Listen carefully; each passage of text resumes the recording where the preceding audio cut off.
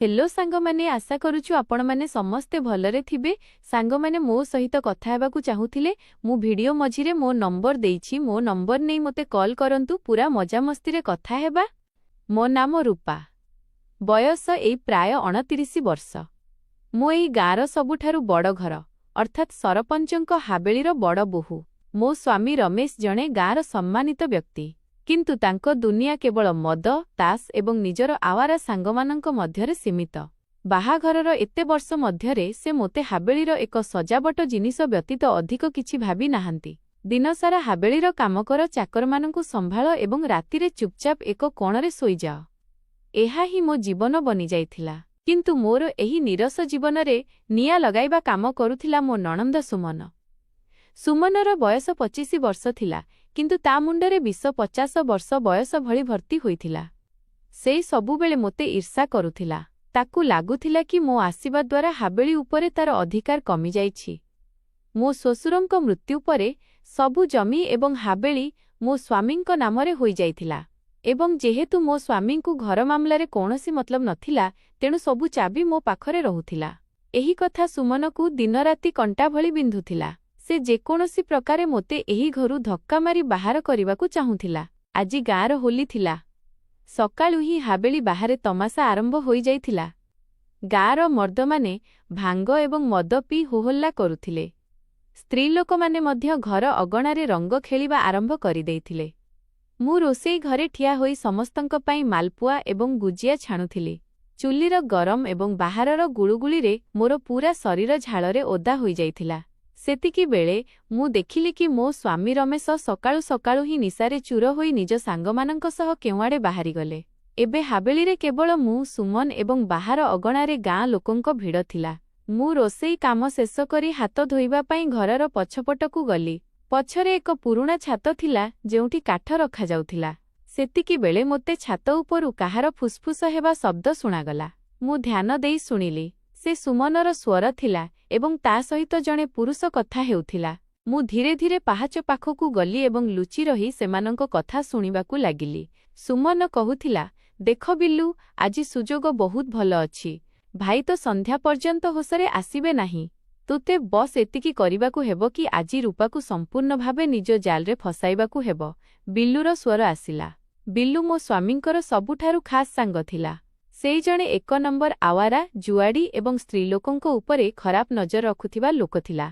बिल्लू हसिला एवं कहिला, आरे सुमन, तू चिंता काहेकी करुछु? तो भाउज उपरे तो मो नजर बहुत आगरु अछि। बस से सबुबेले गर्वरे रहे। आजी तार सबु गर्व मु बाहर करिदेबी। सुमन बहुत नीच स्वररे कहिला, आजी मु निज हातरे थंडाईरे भांगर पूरा गोला मिसाई ताकू पियाइबी। तू बास प्रस्तुत रहू। जेमिति ही ता उपरे निशा चढ़िबो, तू ताकू पछपट पुरुणा गोदामकू नेई जिबू। मु अधा घंटा अटकी जाई गाँ सरपंच एवं 4-5 जण स्त्रीलोकंकू नेई सीधा गोदामर कबाट खोलिबी। समस्ते ताकू तो सह धरा पकाइबे। भाई जेतेबेले जानिबे, से ताकू सेही समयरे घरु बाहर करिदेबे एवं तापरे एही पूरा हाबेली एवं जमी मोर होइजिबो एवं बदलरे मु तोर सेही पुरुणा जुआर सबु करज छाड़ करिदेबी। तेमानंकर एही कथा सुनी मो पाद तळु माटी खसिगला। मोर निज नणंद एक जमी खंड पाई मोर इज्जतर सौदा करुथिला। एक पर एवं अपरिष्कार लोकर हातरे मोते खाइबाकू देउथिला। मो भितरे रक्त गरम होइगला। मो मन हेला कि एबे उपरकू जाई सुमनर बाळ धरी पकांती, किंतु मु निजकू अटकाइली। रागरे आसी तमाशा करिबा द्वारा किछि हुए नाही। गाँ लोके सुमनर कथाकू ही मानन्ते, कारण से एही घरर झियो थिला एवं मु बाहारु आसीथिबा बोहू। जदि मोते एई षडयंत्रकू शेष करिबार थिला, तेबे मोते सेमानंक खेळकू सेमानंक उपरे ही भारी करिबाकू हेबो। मु चुपचाप रोसेई घरकू फेरी आसिली एवं निज कामरे लागिगली। किछि समय परे सुमन रोसेई घरकू आसिला। तार मुहरे एक बहुत मिठा एवं मिछ हस थिला। तार हातरे स्टीलर एक बड़ ग्लास थिला, जहा उपर पर्यंत थंडाईरे भर्ती थिला। भाउज, सकाळु काम करुछ, थकी जाइथिबो, एई नियो, अल्प थंडाई पी दियो। सुमन बहुत स्नेहरे कहिला। मु ग्लास आड़कू चाहिली। मोते जଣା थिला कि एथिरे सेही विष मिसिछि, जहा मो जीवन बर्बाद करि देई पारे। किंतु मु मो मुहरे कौनसी भाव आसिबाकू देली नाही। मु हसी देई ग्लास धरिली।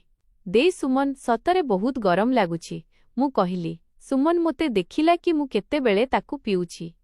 ମୁଁ ଗ୍ଲାସକୁ ମୁହଁରେ ଲଗାଇଲି କିନ୍ତୁ ମୁଁ ଥଣ୍ଡାଇକୁ ବେକ ତଳକୁ ଉତାରିଲି ନାହିଁ। ମୁଁ କେବଳ ଏକ କୋଳେ ପାଟିରେ ଭରିଲି ଏବଂ ହଠାତ୍ ଜୋରରେ କାଶିବାର ଅଭିନୟ କଲି। କାଶୁ କାଶୁ ମୁଁ ଗ୍ଲାସର ଅଧା ପାଣି ମୋ ବେକ ଏବଂ ଶାଢ଼ୀରେ ଢାଳିଦେଲି ଏବଂ ବାକି ପାଣି ରୋଷେଇ ଘର ନାଳରେ କାଢ଼ିଦେଲି। ଆରେ ରାମ, ଏହା ହଠାତ୍ ମୋ ବେକରେ କ'ଣ ଫସିଗଲା? ମୁଁ ଜୋର ଜୋରରେ କାଶି କହିଲି। ସୁମନ ଟିକେ ନିରାଶ ହେଲା କି ମୁଁ ପୂରା ଗ୍ଲାସ ପିଇଲି ନାହିଁ, କିନ୍ତୁ ତାକୁ ଲାଗିଲା କି ମୁଁ ଯେତିକି ପିଇଛି ତାହା ପ୍ରଭାବ ପକାଇବା ପାଇଁ ଯଥେଷ୍ଟ। କାରଣ ଭାଙ୍ଗ ବହୁତ କଡ଼ା ଥିଲା। କିଛି କଥା ନୁହେଁ ଭାଉଜ, ତୁମେ ବାହାର ଅଗଣାକୁ ଆସ, ସମସ୍ତେ ରଙ୍ଗ ଖେଳୁଛନ୍ତି। ସେ ମୋତେ ବାହାରକୁ ନେଇଗଲା। ଏବେ ମୋ ନାଟକର ପ୍ରକୃତ ଅଂଶ ଆରମ୍ଭ ହେବାର ଥିଲା। ଅଗଣାରେ ଢୋଲର ପ୍ରବଳ ଆବାଜ ଶୁଣାଯାଉଥିଲା। ପବନରେ ନାଲି, ସବୁଜ ଏବଂ ହଳଦିଆ ଅବିର ଉଡୁଥିଲା। ମୁଁ ଅଗଣାରେ ଠିଆ ହୋଇଗଲି ଏବଂ 15-20 ମିନିଟ୍ ପରେ ମୁଣ୍ଡ ଧରିବାର ନାଟକ ଆରମ୍ଭ କଲି। ମୁଁ ମୋର ଆଖି ଅଳ୍ପ ବନ୍ଦ କରିଦେଲି ଏବଂ ନିଜ ଗୋଡ଼କୁ ଥରିବାକୁ ଦେଲି। ମୁଁ ଏମିତି ଚାଲିଲି ଯେମିତି ମୋର କିଛି ହୋସ୍ ନାହିଁ। ମୋ ଶରୀର ଭାରୀ ହୋଇଯାଇଥିଲା।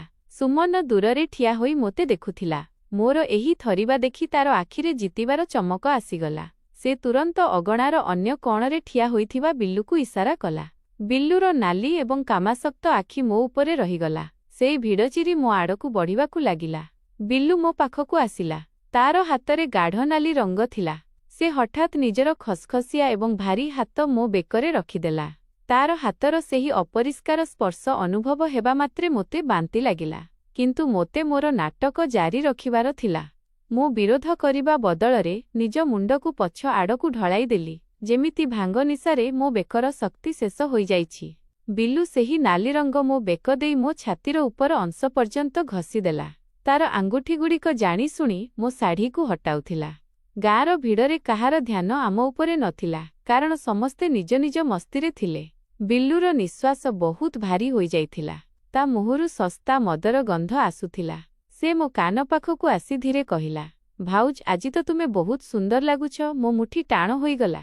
ମୋ ମନ ହେଲା କି ତା ମୁହଁରେ ଏକ ଜୋରଦାର ଚାପୁଡ଼ା ମାରନ୍ତି, କିନ୍ତୁ ମୁଁ ମୋ ଆଖି ବନ୍ଦ ରଖିଲି ଏବଂ ଏକ ନିଶାଗ୍ରସ୍ତ ମହିଳା ଭଳି ହସିଲି। ମୋର ସେହି ମିଛ ହସ ଦେଖି ବିଲ୍ଲୁ ସମ୍ପୂର୍ଣ୍ଣ ପାଗଳ ହୋଇଗଲା। ତାକୁ ବିଶ୍ୱାସ ହୋଇଗଲା କି ଥଣ୍ଡାଇ ତାର କାମ କରିଦେଇଛି ଏବଂ ଏବେ ମୁଁ ସମ୍ପୂର୍ଣ୍ଣ ଭାବେ ତା କବଜାରେ ଅଛି। ସେତିକିବେଳେ କେହି ପଛରୁ ଆମ ଉପରେ ଏକଟି ଭର୍ତ୍ତି କାଦୁଅ ପାଣି ଢାଳିଦେଲା। ପାଣିର ସୁଅରେ ମୋ ସୂତା ଶାଢ଼ୀ ମୋ ଶରୀରରେ ସମ୍ପୂର୍ଣ୍ଣ ଚିପକିଗଲା। ପାଣି ଯୋଗୁଁ ଶାଢ଼ୀର ପଣତ କାନ୍ଧରୁ ଖସି ମୋ ହାତ ଉପରକୁ ଆସି ପଡ଼ିଲା। ବିଲ୍ଲୁର ଆଖି ମୋର ଓଦା ଶରୀର ଉପରେ ଜଣେ ଭୋକିଲା ଶାଗୁଣା ଭଳି ରହିଗଲା। ସେ ସୁଯୋଗ ଦେଖି ନିଜର ଏକ ହାତ ମୋ ଅଣ୍ଟାରେ ରଖିଦେଲା। ତାର ଆଙ୍ଗୁଠିଗୁଡ଼ିକ ମୋ ଅଣ୍ଟାର ଉଲଗ୍ନ ଚର୍ମକୁ ବହୁତ ବେସରମ ଭାବେ ଚିପୁଥିଲା। ମୋତେ ପ୍ରତି ସେକେଣ୍ଡରେ ଘୃଣା ଲାଗୁଥିଲା। ମୋ ଶରୀର ଭିତରୁ ଥରୁଥିଲା। ବିଲ୍ଲୁ ମୋ ଅଣ୍ଟାକୁ କଷି ଧରିଲା ଏବଂ ମୋତେ ସାହାରା ଦେବାର ଅଭିନୟ କରି କହିଲା, ଭାଉଜ, ତୁମକୁ ନିଶା ବହୁତ ହୋଇଯାଇଛି, ଚାଲ ତୁମକୁ ବିଶ୍ରାମ କରାଇଦେବି। ମୁଁ କୌଣସି ବିରୋଧ ନ କରି ମୋ ଶରୀରର ସବୁ ଓଜନ ତା ଉପରେ ପକାଇଦେଲି। ସେ ମୋତେ ଅଗଣାର ଭିଡ଼ରୁ ଦୂରକୁ ଘରର ପଛ ଅଂଶକୁ ନେଇଗଲା। ପଛପଟ ପୁରା ଶୂନଶାନ ଥିଲା। ସେଠାକୁ କେହି ଆସୁନଥିଲେ। ସେଠାରେ ଏକ ବହୁତ ପୁରୁଣା ଗୋଦାମ ଥିଲା ଯେଉଁଥିରେ ଆଗରୁ ଶସ୍ୟ ରଖାଯାଉଥିଲା। ଗୋଦାମର କାଠ କବାଟ ଅଧା ଖୋଲା ଥିଲା। ବିଲ୍ଲୁ ମୋତେ ଭିତରକୁ ଠେଲିଦେଲା। ଭିତରେ ବହୁତ ଅନ୍ଧାର ଥିଲା। ସେଠାରେ ଓଦା ଏବଂ ମୂଷାମାନଙ୍କର ଅଜବ ଗନ୍ଧ ବ୍ୟାପିଥିଲା। ଚଟାଣରେ ଚଟର ପୁରୁଣା ଅଖା ବିଛାଯାଇଥିଲା ଯେଉଁଥିରେ ଧୂଳି ଜମିଥିଲା। ବିଲ୍ଲୁ ଭିତରକୁ ଆସିଲା ଏବଂ ବାହାରୁ ଆସୁଥିବା ଆଲୋକକୁ ଅଟକାଇ ସେହି ଭାରୀ କବାଟକୁ ବନ୍ଦ କରିଦେଲା। କବାଟ ବନ୍ଦ ହେବା ମାତ୍ରେ କୋଠରୀରେ ଅନ୍ଧାର ଘୋଟିଗଲା। ବାହାରେ ଢୋଲର ଶବ୍ଦ ଏବେ ବହୁତ କମ୍ ଶୁଣାଯାଉଥିଲା। ବିଲ୍ଲୁ କବାଟର ଲୁହା କୁଣ୍ଡି ଭିତରୁ ଲଗାଇଦେଲା। କୁଣ୍ଡି ପଡ଼ିବାର ଶବ୍ଦ ସେହି ନୀରବତାରେ ବହୁତ ଜୋରରେ ଶୁଣାଗଲା। ଏବେ ଏହି କୋଠରୀରେ କେବଳ ମୁଁ ଏବଂ ସେହି ଦୁରାଚାରୀ ଏକା ଥିଲୁ। ସେ ବୁଲିପଡ଼ି ମୋ ଆଡ଼କୁ ଚାହିଁଲା। ଅନ୍ଧାରରେ ମଧ୍ୟ ମୁଁ ତାର ଆଖିର ସେହି ଅପରିଷ୍କାର ଚମକ ଦେଖିପାରୁଥିଲି। ମୁଁ ଜାଣିଶୁଣି ଥରି ଥରି ସେହି ଶୁଖିଲା ଅଖା ଗଦା ଉପରେ ପଡ଼ିଗଲି। ଅଖାର ଖସଖସିଆ ଭାଗ ମୋ ପିଠିରେ ବିନ୍ଧୁଥିଲା। ମୁଁ ମୋର ଆଖି ଅଧା ବନ୍ଦ କରିଦେଲି ଏବଂ ଜୋର ଜୋରରେ ନିଶ୍ୱାସ ନେବାର ଅଭିନୟ କଲି। ବିଲ୍ଲୁ ଧୀରେ ଧୀରେ ଚାଲି ମୋ ପାଖକୁ ଆସିଲା। ସେ ପ୍ରଥମେ ନିଜ ବେକର ଗାମୁଛା କାଢ଼ି ଏକପଟେ ଫିଙ୍ଗିଦେଲା। ତାପରେ ସେ ନିଜର କାଦୁଅ ଲାଗିଥିବା କାମିଜର ବୋତାମ ଖୋଲିବା ଆରମ୍ଭ କଲା। କାମିଜର ପ୍ରତି ବୋତାମ ଖୋଲିବା ସହିତ ମୋର ସ୍ପନ୍ଦନ ବଢ଼ି ଯାଉଥିଲା। ସେ ସମ୍ପୂର୍ଣ୍ଣ ଭାବେ ହାବି ହେବା ପାଇଁ ପ୍ରସ୍ତୁତ ଥିଲା। ସେ ମୋ ଶାଢ଼ୀର ପଣତକୁ ସମ୍ପୂର୍ଣ୍ଣ ଭାବେ ତଳକୁ ଟାଣିଦେଲା। ତାର ଝାଳୁଆ ହାତ ଏବେ ମୋ ବ୍ଲାଉଜ ଆଡ଼କୁ ବଢ଼ୁଥିଲା। ସେ ମୋ ଉପରେ ନେଇଗଲା। ମୁଁ ତାର ମଦ ଏବଂ ଝାଳର ଗନ୍ଧକୁ ସ୍ପଷ୍ଟ ଅନୁଭବ କରିପାରୁଥିଲି। ତାକୁ ଲାଗୁଥିଲା କି ଆଜି ତାର କାମନାର ଜୟ ହେବ। ତାକୁ ଲାଗୁଥିଲା କି ମୁଁ ଏକ ନିର୍ଜୀବ ପିତୁଳା ଭଳି ତାର ସବୁ ଆକ୍ରମଣ ସହିନେବି। କିନ୍ତୁ ସେ ଜାଣିନଥିଲା କି ଏହା କୌଣସି ନିଶାଗ୍ରସ୍ତ ମହିଳା ନୁହେଁ। ବନ୍ଧୁଗଣ, ଜଣେ ଏକାକିନୀ ମହିଳା ଯେତେବେଳେ ନିଜ ଲୋକଙ୍କ ଷଡ଼ଯନ୍ତ୍ରର ଶିକାର ହୁଏ, ତେବେ ତାର ଲଢ଼ିବା ବ୍ୟତୀତ ଅନ୍ୟ କୌଣସି ରାସ୍ତା ନଥାଏ। ବେଳେବେଳେ ନିଜର ସମ୍ମାନ ରକ୍ଷା ପାଇଁ କାଦୁଅକୁ ଓହ୍ଲାଇବାକୁ ହିଁ ପଡ଼େ। ଯଦି ଆପଣ ମଧ୍ୟ ମାନନ୍ତି କି ମହିଳାଙ୍କୁ କେବଳ ସହିବା ନୁହେଁ ବରଂ ପାଲଟା ଜବାବ ଦେବା ମଧ୍ୟ ଆସିବା ଉଚିତ, ତେବେ ଏହି କାହାଣୀକୁ ଗୋଟିଏ ଲାଇକ୍ ନିଶ୍ଚୟ ଦିଅନ୍ତୁ। ଗୋଦାମର ଅନ୍ଧାର ଆହୁରି ଗଭୀର ଲାଗୁଥିଲା। ବିଲ୍ଲୁ ମୋ ଉପରେ ନୋଇଥିଲା ଏବଂ ତାର ଅପରିଷ୍କାର ହାତ ମୋ ବ୍ଲାଉଜର ହୁକ୍ ପର୍ଯ୍ୟନ୍ତ ପହଞ୍ଚି ଯାଇଥିଲା। ତାକୁ ଲାଗିଥିଲା କି ଭାଙ୍ଗ ନିଶାରେ ମୋ ଶରୀର ଭାଙ୍ଗି ପଡ଼ିଛି ଏବଂ ଏବେ ମୁଁ କୌଣସି ବିରୋଧ କରିପାରିବି ନାହିଁ। ସେ ନିଜର ଖରାପ ହସ ସହିତ ମୋତେ ନଷ୍ଟ କରିବା ପାଇଁ ସମ୍ପୂର୍ଣ୍ଣ ପ୍ରସ୍ତୁତ ଥିଲା। କିନ୍ତୁ ସେତିକିବେଳେ ମୁଁ ମୋର ଅଧାବନ୍ଦ ଆଖିକୁ ହଠାତ୍ ପୂରା ଖୋଲିଦେଲି। ମୋ ଆଖିରେ ନା କୌଣସି ନିଶା ଥିଲା ନା କୌଣସି ଡର। ସେଠାରେ କେବଳ ଏକ ଭୟଙ୍କର ନିଆଁ ଜଳୁଥିଲା। ସେ କିଛି ବୁଝିବା ଆଗରୁ ମୁଁ ନିଜ ଆଣ୍ଠୁକୁ ମୋଡ଼ିଲି ଏବଂ ପୂରା ଶକ୍ତି ଦେଇ ତାର ପେଟରେ ଏକ ଜୋରଦାର ଲାତ ମାରିଲି। ମୋର ଏହି ଆକ୍ରମଣ ଏତେ ହଠାତ୍ ଏବଂ ପ୍ରଖର ଥିଲା ଯେ ବିଲ୍ଲୁ ଥରି ଥରି ପଛ ଆଡ଼କୁ ପଡ଼ିଗଲା। ସେ ଶୁଖିଲା ଅଖା ଗଦା ଉପରେ ପିଠିମାଡ଼ କରି ପଡ଼ିଗଲା ଏବଂ ଯନ୍ତ୍ରଣାରେ ଚିତ୍କାର କଲା। ମୁଁ ଏକ ଝଟକାରେ ତଳୁ ଠିଆ ହୋଇଗଲି। ମୁଁ ମୋର ବିଛାଡ଼ି ହୋଇଥିବା ପଣତକୁ ଟାଣି ନିଜ କାନ୍ଧରେ ଗୁଡ଼ାଇଦେଲି। ବିଲ୍ଲୁ ପେଟ ଧରି ଉଠିଲା। ତାର ଆଖିରେ ଆଶ୍ଚର୍ଯ୍ୟ ଏବଂ ରାଗ ଉଭୟ ଥିଲା। ଏ କଣ ଅସଭ୍ୟାମୀ ରୂପା! ତୁ ତ ଭାଙ୍ଗ ପିଇଥିଲୁ, ସେ ଥୋତେଇ ହୋଇ କହିଲା। ତୋର ଔକାତ ନାହିଁ କି ତୁ ମୋତେ ନିଜର ଅପରିଷ୍କାର ହାତରେ ଛୁଇଁ ବି ପାରିବୁ ବିଲ୍ଲୁ, ମୁଁ ବହୁତ ଶାନ୍ତ ସ୍ୱରରେ କହିଲି। ସେ ରାଗରେ ନିଜ ମୁଠି ବନ୍ଦ କଲା।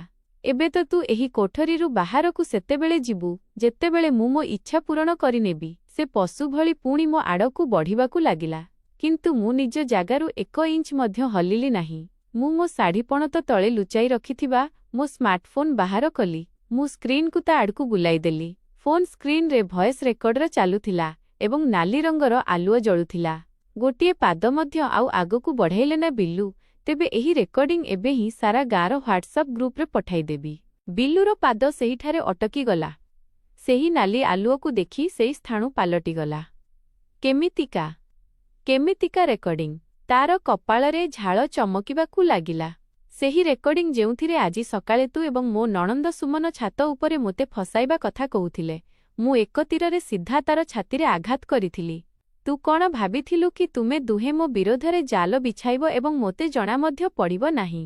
ସୁମନ ଦେଇଥିବା ଭାଙ୍ଗ ମିଶା ଥଣ୍ଡାଇ ତ ମୁଁ ରୋଷେଇ ଘର ନାଳରେ ହିଁ ପକାଇ ଦେଇଥିଲି। ମୁଁ ତ ଏଠାକୁ ନିଜେ ଚାଲି ଚାଲି ଆସିଛି। ଏହା ଶୁଣିବା ମାତ୍ରେ ବିଲ୍ଲୁର ସବୁ କାମନା, ସବୁ ଗରମ ଏକ ପଳରେ ଥଣ୍ଡା ହୋଇଗଲା। ପ୍ରାୟତଃ ଯେଉଁ ଲୋକମାନେ ମହିଳାମାନଙ୍କୁ ଦୁର୍ବଳ ଭାବି ସ୍ୱୀକାର କରନ୍ତି, ସେମାନେ ଭିତରୁ ସବୁଠାରୁ ବଡ଼ କାପୁରୁଷ ହୋଇଥାନ୍ତି। ଏବଂ ବିଲ୍ଲୁ ତ ବୋଧେ ଜଣେ ମଦୁଆ ଏବଂ ଜୁଆଡ଼ି ଥିଲା। ତାର ସବୁ ଗର୍ବ ଭାଙ୍ଗି ମାଟିରେ ପଡ଼ିଗଲା। ତାର ଗୋଡ଼ ଥରିବାକୁ ଲାଗିଲା। ଦେଖ ରୂପା ଭାଉଜ, ମୋର ଏଥିରେ କୌଣସି ଦୋଷ ନାହିଁ। ସେ ଏବେ ନେହୁରା ହେବାକୁ ଲାଗିଲା। ମୋତେ ତ ସୁମନ କହିଥିଲା ଏସବୁ କରିବା ପାଇଁ। ମୋତେ ଜଣାଅଛି। ମୁଁ ମୋ ସ୍ୱରକୁ ଆହୁରି କଡ଼ା କରି କହିଲି। କିନ୍ତୁ ଗାଁ ଲୋକଙ୍କୁ ତ ଏହା ହିଁ ଲାଗିବ କି ତୁ ଜଣେ ଏକାକିନୀ ମହିଳାକୁ ଗୋଦାମକୁ ଟାଣିନେଇ ତାର ସମ୍ମାନ ଲୁଟିବାକୁ ଚେଷ୍ଟା କଲୁ। ଏବେ ସରପଞ୍ଚ ଘରର ବୋହୂ ଉପରେ ହାତ ପକାଇବାର ଶାସ୍ତି କଣ ହୁଏ, ଏହା ତୁ ଭଲ ଭାବେ ଜାଣିଛୁ। ଗଛରେ ବାନ୍ଧି ଯେତେବେଳେ ଗାଁ ଲୋକ ମାରିବେ, ତେବେ ତୋର ଚମଡ଼ା ଛଡ଼ାଇଦେବେ। ବିଲ୍ଲୁ ଏବେ ସମ୍ପୂର୍ଣ୍ଣ ଭାବେ ଡରରେ ଥରିବାକୁ ଲାଗିଲା। ସେ ଚଟାଣରେ ଆଣ୍ଠୁ ମାଡ଼ି ବସିଗଲା। ମୋତେ କ୍ଷମା କରିଦିଅ ଭାଉଜ, ମୋତେ ଗାଁ ଲୋକଙ୍କ ଆଗକୁ ନିଅ ନାହିଁ। ମୁଁ ମରିଯିବି। ମୁଁ ତୋତେ ଗୋଟିଏ ସର୍ତ୍ତରେ କ୍ଷମା କରିବି। ମୁଁ ମୋ ଫୋନର ମାଇକ୍ ତା ମୁହଁ ପାଖକୁ ନେଲି। କୁହ କି ସୁମନ ତତେ କଣ ଲୋଭ ଦେଇଥିଲା? ସେ କଣ ପ୍ଲାନ୍ କରିଥିଲା? ସବୁ କିଛି ସତ ସତ କୁହ। ଡରରେ ବିଲ୍ଲୁ ଏକା ନିଶ୍ୱାସରେ ସବୁ ଓଗାଳିବା ଆରମ୍ଭ କଲା। ସୁମନ କହିଥିଲା କି ସେଇ ତୋତେ ଭାଙ୍ଗ ପିଆଇବ। ସେହି ମୋତେ ତୋତେ ଗୋଦାମକୁ ଆଣିବା ପାଇଁ କହିଥିଲା। ସେ ଚାହୁଁଥିଲା କି ସେ ବାହାରୁ ସରପଞ୍ଚ ଏବଂ 4-5 ଜଣଙ୍କୁ ନେଇ ଆସିବ, ଯାହାଦ୍ୱାରା ତୁ ଧରାପଡ଼ିବୁ। ସେ ତୋତେ ବଦନାମ କରି ଘରୁ ବାହାର କରିବାକୁ ଚାହୁଁଛି, ଯାହାଦ୍ୱାରା ସମ୍ପୂର୍ଣ୍ଣ ହାବେଳି ଏବଂ ଜମି ତାର ନାମରେ ହୋଇଯିବ ଏବଂ ଏହାର ବଦଳରେ ସେ ମୋର ଜୁଆର ସବୁ କରଜ ଛାଡ଼ କରିବାକୁ ପ୍ରତିଶ୍ରୁତି ଦେଇଥିଲା। ବିଲ୍ଲୁ କାନ୍ଦି କାନ୍ଦି ସବୁକିଛି କହିଗଲା ଏବଂ ମୋ ଫୋନ୍ ତାର ପ୍ରତିଟି ଘୃଣ୍ୟ ଷଡ଼ଯନ୍ତ୍ରକୁ ରେକର୍ଡ କରି ଚାଲିଲା। ମୋ କାମ ହୋଇଯାଇଥିଲା। ମୋ ପାଖରେ ମୋର ନିର୍ଦ୍ଦୋଷ ହେବାର ଏବଂ ସେହି ନାଗୁଣୀ ସୁମନର ସବୁଠାରୁ ବଡ଼ ପ୍ରମାଣ ଥିଲା। ସେତିକିବେଳେ ଗୋଦାମ ବାହାରୁ ବହୁତ ଲୋକଙ୍କ ପାଦ ଶବ୍ଦ ଆସିବାକୁ ଲାଗିଲା। ବାହାରୁ କେହି ଗୋଦାମର କାଠ କବାଟକୁ ଜୋରରେ ବାଡ଼େଇବା ଆରମ୍ଭ କଲେ। କବାଟ ଭାଙ୍ଗିଦିଅ ଏହି କବାଟକୁ। ବାହାରୁ ସୁମନର ଚିତ୍କାର ଶୁଣାଗଲା। ମୁଁ ବିଲ୍ଲୁ ଆଡ଼କୁ ଚାହିଁଲି। ସେଇ ଭୟରେ ଏକ କୋଣରେ ଲୁଚି ଯାଇଥିଲା। ମୁଁ ମୋ ଫୋନର ରେକର୍ଡିଂ ସେଭ୍ କଲି ଏବଂ ଫୋନକୁ ପୁଣି ମୋ ଶାଢ଼ୀ ପଣତରେ ଲୁଚାଇଦେଲି। ମୁଁ ମୋର ବାଳ ଟିକେ ବିଛାଡ଼ିଦେଲି ଏବଂ ମୋ ମୁହଁରେ ଏକ ଭୟଭୀତ ମହିଳାର ଭାବ ନେଇ ଆସିଲି। ଧଡ଼ାମ୍! ଏକ ଜୋରଦାର ଧକ୍କା ସହିତ ଗୋଦାମର ପୁରୁଣା କବାଟ ଭାଙ୍ଗି ତଳେ ପଡ଼ିଗଲା। ବାହାରର ପ୍ରଖର ଖରା ଗୋଦାମର ଅନ୍ଧାରରେ ପଶିଲା। କବାଟ ପାଖରେ ଗାଁର ସରପଞ୍ଚ, ମୋ ଶାଶୁଙ୍କର କିଛି ପୁରୁଣା ସମ୍ପର୍କୀୟ ଏବଂ ଗାଁର 10ରୁ 15 ଜଣ ଲୋକ ଠିଆ ହୋଇଥିଲେ ଏବଂ ସବୁଠାରୁ ଆଗରେ ଠିଆ ହୋଇଥିଲା ମୋ ନଣନ୍ଦ ସୁମନ। ତାର ମୁହଁରେ ଏକ ବହୁତ ଘୃଣ୍ୟ ଏବଂ ଜିତିବାର ହସ ଥିଲା। ତାକୁ ଲାଗିଥିଲା କି ସେ ମୋତେ ଏଠାରେ ଅର୍ଦ୍ଧନଗ୍ନ ଏବଂ ବେହୋସ ଅବସ୍ଥାରେ ପାଇବ। କିନ୍ତୁ ଯେତେବେଳେ ସେ ଭିତରର ଦୃଶ୍ୟ ଦେଖିଲା, ତାର ହସ ସେହିଠାରେ ହିଁ ଅଟକିଗଲା। ମୁଁ ସମ୍ପୂର୍ଣ୍ଣ ଭାବେ ଠିକ୍ ଠିଆ ହୋଇଥିଲି। ମୋ ଲୁଗାପଟା ଚିରି ନଥିଲା, ବସ୍ କାଦୁଅ ଲାଗିଥିଲା। ଏବଂ ବିଲ୍ଲୁ, ଯିଏ ଜଣେ ସିଂହ ହୋଇ ଭିତରକୁ ଆସିଥିଲା, ସେ ଏକ ମୂଷା ଭଳି କଣରେ ଥରୁଥିଲା। ସୁମନକୁ କିଛି ବୁଝାପଡ଼ିଲା ନାହିଁ କି ପ୍ଲାନ୍ କେମିତି ଓଲଟିଗଲା, କିନ୍ତୁ ସେ ତୁରନ୍ତ ନିଜର ନାଟକ ଆରମ୍ଭ କରିଦେଲା। ସେ ଛାତିପିଟି କାନ୍ଦିବାକୁ ଲାଗିଲା। ହାୟ ରାମ! ଦେଖନ୍ତୁ ସରପଞ୍ଚଜୀ, ମୋ କଥା ସତ ହେଲା ନା, ଏହି କୂଳଟା ମୋ ଭାଇଙ୍କ ପିଠି ପଛରେ ଏହି ବିଲ୍ଲୁ ସହିତ ମୁହଁ କଳା କରୁଛି। ମୋ ଭାଇ ତ ସରଳ, କିନ୍ତୁ ଏହି ସ୍ତ୍ରୀଲୋକ ଆମ ଘରର ଇଜ୍ଜତ ମାଟିରେ ମିଶାଉଛି। ଗାଁ ଲୋକେ ମୋତେ ବହୁତ ଖରାପ ଏବଂ ସନ୍ଦେହ ନଜରରେ ଚାହିଁବାକୁ ଲାଗିଲେ। କିଛି ସ୍ତ୍ରୀଲୋକ ପରସ୍ପର ମଧ୍ୟରେ ଫୁସ୍ଫୁସ୍ ହେବାକୁ ଲାଗିଲେ। ସହରରୁ ଆସିଛି ନା, ଏମାନଙ୍କର ଲକ୍ଷଣ ହିଁ ଏମିତି ଥାଏ। ସରପଞ୍ଚ ଆଗକୁ ଆସିଲେ। ତାଙ୍କ ଆଖିରେ ବହୁତ ରାଗ ଥିଲା। ଏ କଣ ତମାସା ରୂପା ବୋହୂ? ତୁମେ ଏହି ଲୋକ ସହିତ ଏହି ଅନ୍ଧାରୁଆ ଗୋଦାମରେ କଣ କରୁଥିଲ? ମୁଁ ମୋ ଲୁହକୁ ବହିବାକୁ ଦେଲି, କିନ୍ତୁ ଏହି ଲୁହ ଡରର ନଥିଲା, ବରଂ ମୋ ଚାଲର ଏକ ଅଂଶ ଥିଲା। ମୁଁ ହାତଯୋଡ଼ି କହିଲି, ସରପଞ୍ଚୀ, ଭଲ ହେଲା ଆପଣ ଆସିଗଲେ। ଏହି ଦୁରାଚାରୀ ମୋତେ ଅଗଣାରେ ହିଁ ଟାଣି ନେଇଥିଲା। ମୁଁ ନିଶାରେ ନଥିଲି, ତେଣୁ ମୁଁ ମୋର ସମ୍ମାନ ବଞ୍ଚାଇ ପାରିଲି। ଏହା ଶୁଣି ସୁମନ ରାଗିଗଲା। ତାକୁ ଲାଗିଲା ବାଜି ତାର ହାତରୁ ଖସିଯାଉଛି। ମିଛ କହୁଛି ଏ। ସରପଞ୍ଚୀ, ଏଇଆରେ ହିଁ ଚକ୍କର ଥିଲା। ଏହା ସହିତ ଏ ହିଁ ବିଲ୍ଲୁକୁ ଭିତରକୁ ଡାକିଥିବ। ଏହି ସ୍ତ୍ରୀଲୋକ ଏହି ଘରେ ରହିବା ଯୋଗ୍ୟ ନୁହେଁ। ଏହାକୁ ଏବେ ହିଁ ଧକ୍କା ମାରି ବାହାର କରନ୍ତୁ ଏଠାରୁ। ସୁମନ ମୋତେ ଘରୁ ବାହାର କରିବା ପାଇଁ ଛଟପଟ ହେଉଥିଲା। ତାର ଲୋଭ ତାର ମୁହଁରେ ସ୍ପଷ୍ଟ ଦେଖାଯାଉଥିଲା। ସରପଞ୍ଚ ବିଲ୍ଲୁ ଆଡ଼କୁ ଚାହିଁଲେ। କିରେ ବିଲ୍ଲୁ, କଣ ସତ? ବିଲ୍ଲୁ କିଛି କହିପାରୁ ନଥିଲା। ସେ କେତେବେଳେ ମୋତେ ଦେଖୁଥିଲା ତ କେତେବେଳେ ସୁମନକୁ। ଏବେ ମୋର ପ୍ରକୃତ ଆକ୍ରମଣର ସମୟ ଆସିଯାଇଥିଲା। ମୁଁ ମୋ ଲୁହ ପୋଛିଲି। ମୁଁ ସିଧା ଠିଆ ହୋଇଗଲି। ମୋ ମୁହଁରୁ ସବୁ ଅସହାୟତା ଗାୟବ ହୋଇଗଲା ଏବଂ ଏକ ବହୁତ କଠୋର ଭାବ ଆସିଗଲା। ଆପଣ ସତ ଜାଣିବାକୁ ଚାହୁଁଛନ୍ତି ନା ସରପଞ୍ଚଜୀ? ତେବେ ଚାଲନ୍ତୁ, ମୁଁ ଆପଣଙ୍କୁ ସତ ଶୁଣାଉଛି। ମୁଁ ମୋ ପଣତରୁ ମୋ ଫୋନ୍ ବାହାର କଲି। ପୁରା ଭିଡ଼ ଏକଦମ ଶାନ୍ତ ହୋଇଗଲା। ସୁମନର ଆଖି ଖୋଲା ରହିଗଲା। ମୁଁ ଫୋନର ସାଉଣ୍ଡ ସବୁଠାରୁ ଜୋରରେ କଲି ଏବଂ ସେହି ଅଡିଓ ରେକର୍ଡିଂ ଚଳାଇଦେଲି। ଗୋଦାମର ନୀରବତାରେ ବିଲ୍ଲୁର ସ୍ୱର ଗୁଞ୍ଜରିତ ହେବାକୁ ଲାଗିଲା। ସୁମନ କହିଥିଲା କି ସେ ତୋତେ ଭାଙ୍ଗ ପିଆଇବ। ସେ ଚାହୁଁଥିଲା କି ବାହାରୁ ସରପଞ୍ଚଙ୍କୁ ନେଇ ଆସିବ, ଯାହାଦ୍ୱାରା ତୁ ବଦନାମ ହେବୁ। ତାକୁ ହାବେଳି ଏବଂ ଜମି ନିଜ ନାମରେ କରାଇବାର ଅଛି। ସେହି ସ୍ୱର ଶୁଣିବା ମାତ୍ରେ ପୂରା ଗାଁ ଲୋକଙ୍କ ମୁହଁର ରଙ୍ଗ ଉଡ଼ିଗଲା। ସରପଞ୍ଚଙ୍କ ହାତରୁ ବାଡ଼ି ଖସି ପଡ଼ିଲା। ଭିଡ଼ରେ ଠିଆ ହୋଇଥିବା ସ୍ତ୍ରୀଲୋକମାନେ, ଯେଉଁମାନେ ଏବେ ପର୍ଯ୍ୟନ୍ତ ମୋତେ ଗାଳି ଦେଉଥିଲେ, ସେମାନେ ସମସ୍ତେ ନିଜ ମୁହଁ ଢାଙ୍କି ସୁମନକୁ ଚାହିଁବାକୁ ଲାଗିଲେ। ସୁମନର ମୁହଁ ସମ୍ପୂର୍ଣ୍ଣ ଧଳା ପଡ଼ିଯାଇଥିଲା, ଯେମିତି ତାର ଶରୀରରୁ କେହି ସବୁ ରକ୍ତ ବାହାର କରିଦେଇଛି। ତାର ଗୋଡ଼ ଥରିବାକୁ ଲାଗିଲା ଏବଂ ସେ ଝୁଣ୍ଟି ପଛକୁ ହଟିଲା। ତାର ରଚିଥିବା ସବୁ ଘୃଣ୍ୟ ଖେଳ ଏବେ ସାରା ଗାଁ ଆଗରେ ଖୋଲି ଯାଇଥିଲା। ସରପଞ୍ଚ ରାଗରେ ଥରୁଥିଲେ। ସେ ଆଗକୁ ବଢ଼ି ସୁମନର ଗାଲରେ ଏକ ଜୋରଦାର ଚାପୁଡ଼ା ମାରିଲେ। ଚଟାକ୍ ଶବ୍ଦ ପୂରା ଗୋଦାମରେ ଗୁଞ୍ଜରିତ ହେଲା। ସୁମନ ଚଟାଣରେ ପଡ଼ିଗଲା। କଳଙ୍କିନୀ! ସରପଞ୍ଚ ଗର୍ଜନ କଲେ। ନିଜ ଭାଇର ଘରକୁ ବର୍ବାଦ କରିବାକୁ ବାହାରିଥିଲୁ। ଏକ ଜମି ଖଣ୍ଡ ପାଇଁ ନିଜ ଭାଉଜର ସମ୍ମାନ ନିଲାମ କରୁଥିଲୁ। ତାପରେ ସରପଞ୍ଚ ନିଜ ଲୋକଙ୍କୁ ଇସାରା କଲେ, ଏହି ବିଲ୍ଲୁକୁ ମଧ୍ୟ ଧରନ୍ତୁ। ଏ ଆମ ଗାଁର ଝିଅ ଉପରେ ହାତ ପକାଇବାକୁ ଚେଷ୍ଟା କରିଛି। ଭିଡ଼ ବିଲ୍ଲୁକୁ କଲରରୁ ଧରି ଘୋଷାରି ନେଲେ। ସେ କାନ୍ଦି କାନ୍ଦି କ୍ଷମା ମାଗୁଥିଲା, କିନ୍ତୁ ଏବେ କେହି ତାର ଶୁଣିବାକୁ ନଥିଲେ। ମୁଁ ଚଟାଣରେ ପଡ଼ିଥିବା ସୁମନ ଆଡ଼କୁ ଚାହିଁଲି। ସେ କାନ୍ଦୁଥିଲା ଏବଂ ନିଜ ମୁହଁ ଲୁଚାଉଥିଲା। ମୁଁ ତାର ପାଖକୁ ଗଲି ଏବଂ ତାର ବାଳ ଧରି ତାର ମୁହଁ ଉପରକୁ ଉଠାଇଲି। ତୁ ମୋତେ ଦୁର୍ବଳ ଭାବି ନେଇଥିଲୁ ନା ସୁମନ? ମୁଁ ବହୁତ ଶାନ୍ତ ସ୍ୱରରେ କହିଲି। ତୋତେ ଲାଗିଲା କି ମୁଁ ଜଣେ ଅସହାୟ ସ୍ତ୍ରୀଲୋକ ଯିଏ କାନ୍ଦି କାନ୍ଦି ଘରୁ ବାହାରିଯିବ। କିନ୍ତୁ ତୁ ଏହା ଭୁଲିଗଲୁ କି ଯେଉଁ ସ୍ତ୍ରୀଲୋକ ଘରକୁ ସମ୍ଭାଳିପାରେ ସେ ଘର ଭାଙ୍ଗୁଥିବା ଲୋକଙ୍କୁ ମାଟିରେ ମଧ୍ୟ ମିଶାଇପାରେ। ସରପଞ୍ଚ ମୋତେ କହିଲେ, ରୂପା ବୋହୂ, ତୁମେ ଯେଉଁ ଶାସ୍ତି ଦେବ ଆମେ ସେୟା ହିଁ କରିବୁ। କୁହ ଏମାନଙ୍କୁ ପୋଲିସ ହାତରେ ଦେଇଦେବା କି? ମୁଁ କିଛି ସମୟ ଭାବିଲି। ପୋଲିସ ପାଖକୁ ଯିବା ଅର୍ଥ ଥିଲା ପ୍ରତିଦିନର ବଦନାମ ଏବଂ ମୋ ଘରର ତମାସା ହେବା। ମୋ ସ୍ୱାମୀ ବୋଧେ କୌଣସି କାମର ନଥିଲେ, ତେଣୁ ଘରର ସବୁ ଦାୟିତ୍ୱ ମୋତେ ହିଁ ସମ୍ଭାଳିବାର ଥିଲା। ମୁଁ ଏକ ବହୁତ ଗଭୀର ଏବଂ ଚତୁର ଚାଲ ଚଳାଇଲି। ମୁଁ କହିଲି, ନାହିଁ ସରପଞ୍ଚଜୀ, କଥା ଘରର ଅଟେ, ଘର ମଧ୍ୟରେ ହିଁ ରହୁ। ସମସ୍ତେ ଆଶ୍ଚର୍ଯ୍ୟ ହୋଇଗଲେ କି ମୁଁ ଏମାନଙ୍କୁ କ୍ଷମା କାହିଁକି କରୁଛି। ମୁଁ ସୁମନର କାନ ପାଖରେ ନେଇ ଧୀରେ କହିଲି, ମୁଁ ତୋତେ ପୋଲିସ ପାଖକୁ ପଠାଉ ନାହିଁ, କିନ୍ତୁ ମନେ ରଖିବୁ ଏହି ରେକର୍ଡିଂ ମୋ ପାଖରେ ସବୁବେଳେ ରହିବ। ଆଜିଠାରୁ ଏହି ହାବେଳିର ମାଲିକାଣୀ କେବଳ ମୁଁ। ଏବଂ ତୁ ଆଜିଠାରୁ ଏହି ଘରେ ଜଣେ ଚାକରାଣୀ ଭଳି ରହିବୁ। ଯଦି ତୁ କେବେ ମୋ ଆଡ଼କୁ ଆଖି ଉଠାଇବାକୁ ବି ଚେଷ୍ଟା କଲୁ ତେବେ ଏହି ସ୍ୱର ସିଧା ପୋଲିସ ଥାନାରେ ଶୁଣାଯିବ। ସୁମନ ଡରରେ ମୁଣ୍ଡ ହଲାଇଲା। ସେ ଜାଣିଥିଲା କି ଏବେ ସେ ମୋର ଗୋଲାମ ବନିଯାଇଛି। ବିଲ୍ଲୁକୁ ଗାଁ ଲୋକ ବହୁତ ମାରିଲେ ଏବଂ ସବୁଦିନ ପାଇଁ ଗାଁରୁ ବାହାର କରିଦେଲେ।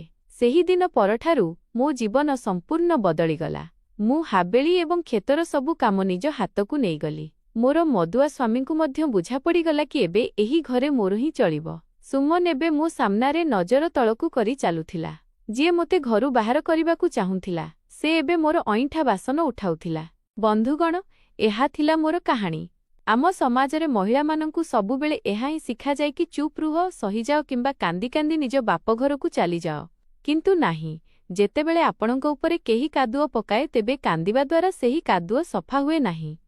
ଆପଣଙ୍କୁ ନିଜେ ସେହି କାଦୁଅରେ ଓହ୍ଲାଇ ସେହି ଲୋକମାନଙ୍କୁ ସେହିଠାରେ ହିଁ ପୋତିବାକୁ ପଡ଼ିଥାଏ। ଯଦି ଆପଣଙ୍କୁ ମୋର ଏହି ସାହସ ଏବଂ ଏହି ପାଲଟା ଜବାବ ପସନ୍ଦ ଆସିଲା, ଯଦି ଆପଣଙ୍କୁ ଲାଗିଲା କି ମୁଁ ଯାହା କଲି ତାହା ସମ୍ପୂର୍ଣ୍ଣ ଠିକ୍ ଥିଲା, ତେବେ ମୋତେ କମେଣ୍ଟସରେ ନିଜର ମତାମତ ନିଶ୍ଚୟ ଜଣାଇବେ।